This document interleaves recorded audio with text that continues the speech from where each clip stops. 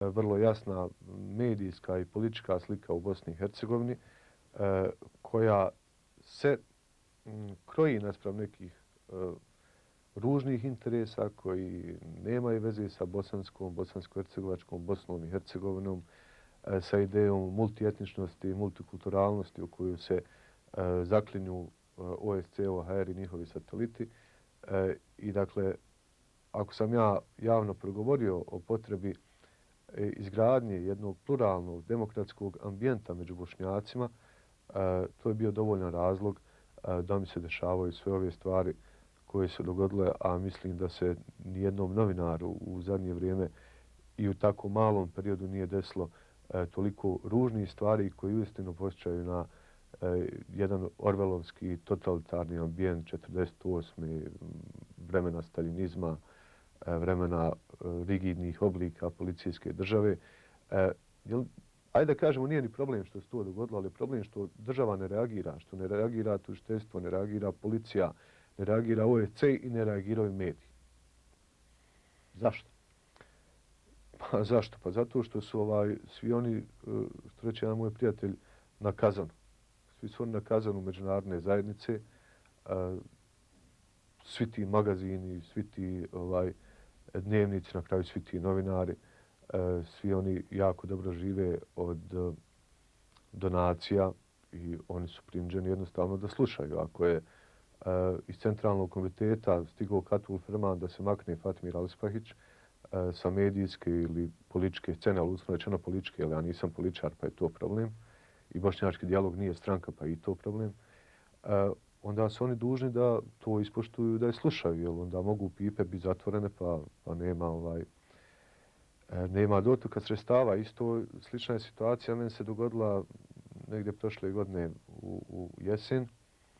Ja sam bio stalni kolumnista nezavisnih novina iz Banja Luke i to na stranicama kulture. Dakle, pisao sam tekstove koji nemaju veze s politikom. A onda je iz međunarodnih organizacija zapriječeno redakciji nezavisnih novina da trebaju sa mnom prekinuti suradnju iz razloga, kako su rekli, što osoba koja piše takve tekstove o oslobođenju ne može biti kolumnista nezavisnih novina. Ja pretpostavljam da i oslobođenje se sve ovo vrijeme nalazilo pod određenim pritiscima i eto na kraju je pokleklo na jedan ružan način. Mislim da su to mogli bolje uraditi, isto kao što svi ovi što su ovo radili i pakovali, sve su to mogli bolje uraditi da ne bude makar toliko providno.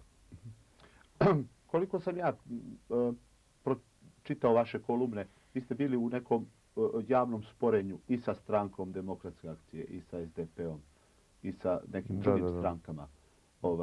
Iznosili ste vrlo kritički, vrlo britko neke svoje stavove. Dakle, kako može se dogoditi, ko stoji iza toga ako recimo vi ste javno zamjerili neke stvari gospodinu Izetbegoviću i stranci Demokratske akcije na njihovom ekskluzivitetu i namjeri, nastojanju da budu perjanica bošnjačkom narodu i tako dalje. Šta je u pozadini svega? Pa, pozadini jedna potpuno normalna, zdrava, patriotska, profesionalna nakana da imam jednak stav i prema jednim i prema drugim, prema trećim, ali to jednostavno ljudi valjda ne mogu da razumiju, jer je kod nas ostalo nasljeđe te komunističke totalitarne svijesti da vazda moraš nekom pripadati. I ako pišeš protiv SDP-a mora da si iz SDA, ako pišeš protiv SDA mora da si iz SDP-a. A ne mogu ljudi da shvati da mogu imati jednu ekvidistancu prema svemu što se dešava prema jednoj, drugoj, petoj, desetoj ideološkoj opciji. Ja sa SDA i protiv SDA, protiv koncepta SDA, ja ratujem od 1992. kao novinar.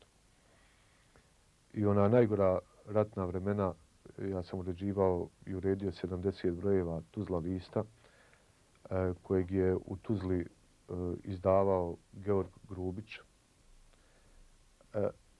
I napisao sam mnogo tekstova protiv tog koncepta SDA. I onda kad su se neke ružne stvari počele dešavati pod okriljem pod krovom SDP-a, onda su ljudi kazali, eno Fatmira sad radi za SDA. Ne želići da ulaze u temu. Međutim, opet kažem, to je jedna manjina ljudi.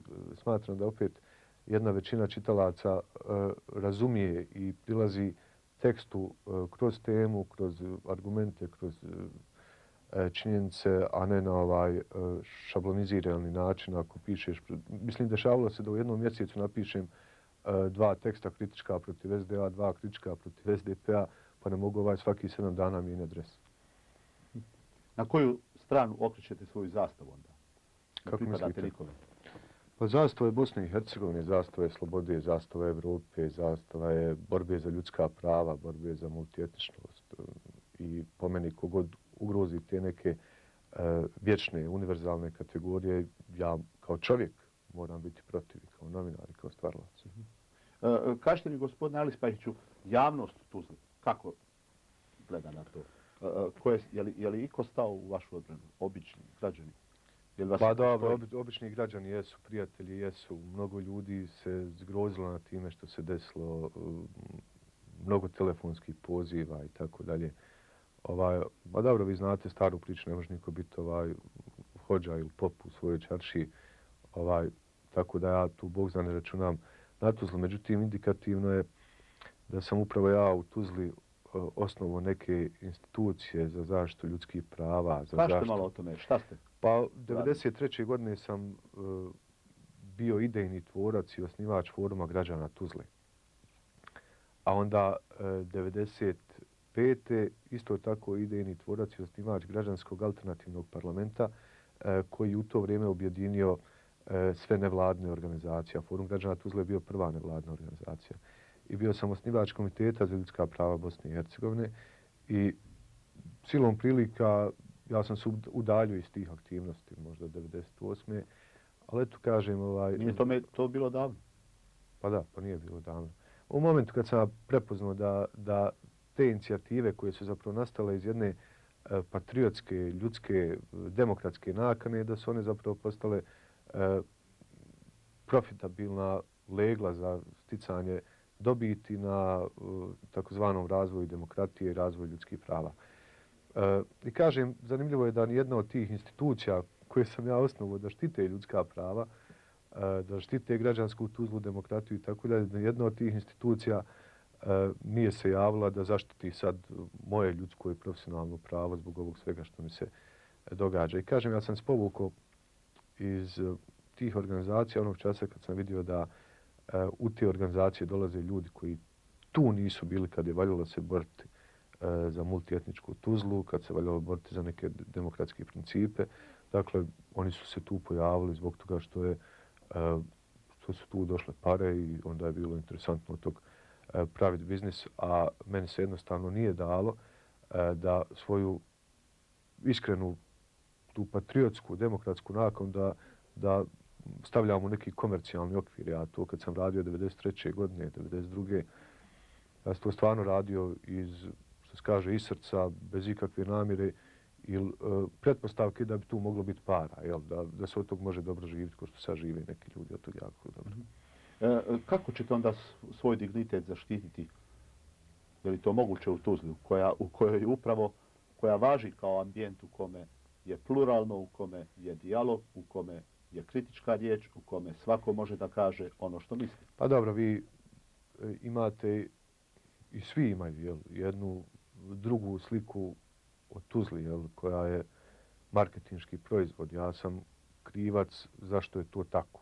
Ja sam kriv zato što sam vam prodao proizvod sa imenom Tuzle, koja je embrion reintegracije BiH. I kriv sam što sam prefarbao neke pukotine koje su u Tuzli objektivno postojale, a koje evo na ovaj način pokazuje se izlaze na vidjelo. Mi smo cijelo vrijeme rata u Tuzli vodili